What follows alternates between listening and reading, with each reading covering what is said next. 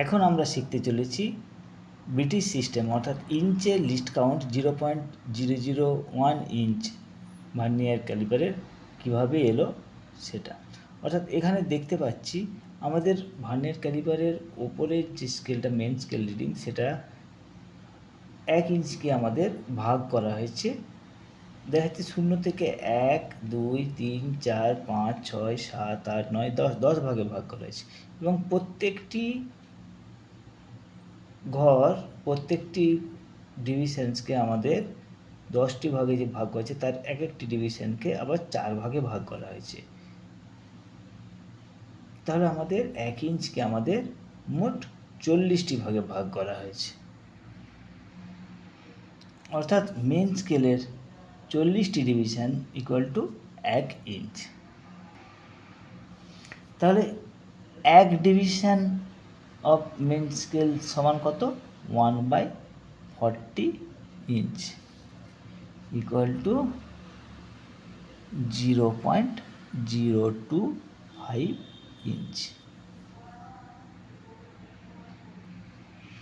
এখানে দেখা যাচ্ছে মেন স্কেলের 40-এর পরে আরও 4, 4, 8, এখানে 9, অর্থাৎ 49 ঘর। মেন স্কেলের 49 ঘরের সাথে ভার্নিয়ার স্কেলের 25 ঘরের সমান দেখতে পাচ্ছি। অর্থাৎ আমাদের এখানে 49 ঘর, অর্থাৎ মেন স্কেলে 49 ঘরের মান কত সেটা আমরা দেখব। অর্থাৎ 49 division of main scale equal to 49 into 0.025 inch. এটা গিয়ে দাঁড়াবে আমাদের 1.225 ইঞ্চ। যেহেতু ভার্নিয়ার স্কেলের 25টি ঘরের মান ভার্নিয়ার স্কেলের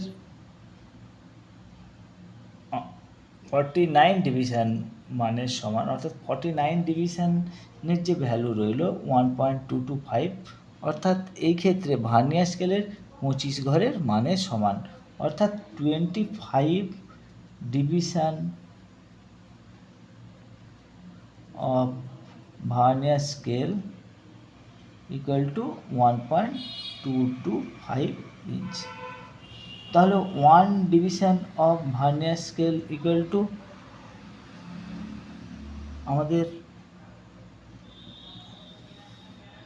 1.225 বাই 25 ইঞ্চ।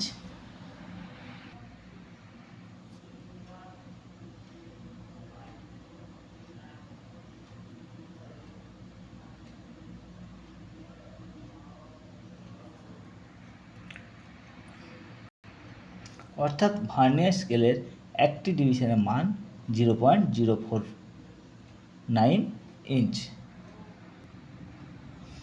যেহেতু ভার্নিয়ার স্কেলের একটি ঘর মেন স্কেলের দুটো দাগের কাছাকাছি মিশেছে, অর্থাৎ এই ক্ষেত্রে আমরা লিস্ট কাউন্ট বের করতে গেলে ভার্নিয়ার স্কেলের একটা ঘরের সাথে মেন স্কেলের যে দুটো ঘরের ভ্যালু তার কম্পেয়ার করব।